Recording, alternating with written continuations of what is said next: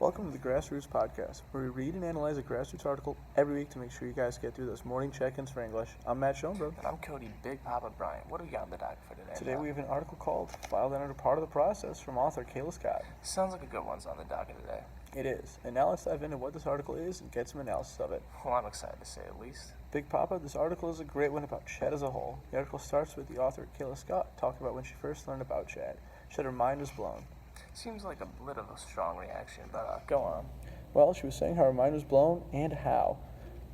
She explained the parts of chat, which have been granted to all of us by now. The next thing she does is begin to tell us how it can be used outside of the English classroom, specifically in her art class.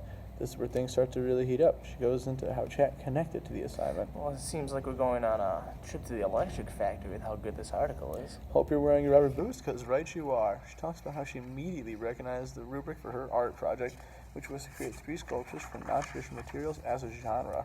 Now, folks, this is important because of this. She was able to use chat to break down her own assignment. Now, let's pause for a second. Why would that be helpful? Well, by being able to analyze the assignment as a genre, you can break it down into pieces and make it not only easier to complete, but more focused. Well, let's keep it rolling. I'm excited now. The next part of Kayla Scott's process was figuring out ideas for her project. She writes things down in a notebook, and that's where we have the next big breakthrough in this. Kayla realizes that while all things have a place in chat, not all things are their own genre to be analyzed by it. She calls it part of the process. That's truly astonishing. This is really important because recognizing that something is part of a genre and not a whole one can make it really easy to understand. Yep. Now the next thing that Kayla talks about is how she blurred the lines of genre. For her project in art, she used books that were never intentionally made to be ripped up for an art project. This changes everything about them, from the reception to just everything in chat about them. Wow, truly wow.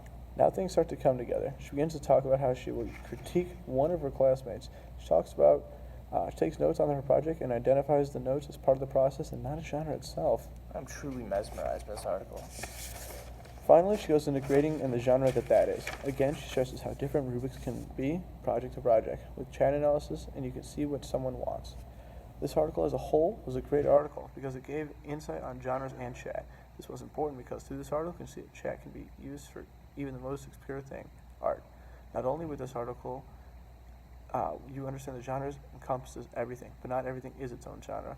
But by understanding that not everything is a genre, you'll be able to understand how to use chat better because you'll be able to decide how different things go into it. It's also great to see chat used for art in this article because by doing so, you can see how chat has applications outside of the classroom and that it can help you analyze different situations. This article was great at widening the horizon of chat. My knowledge tank is filled to the brim today. That's all, folks. Brought to you by Cash App.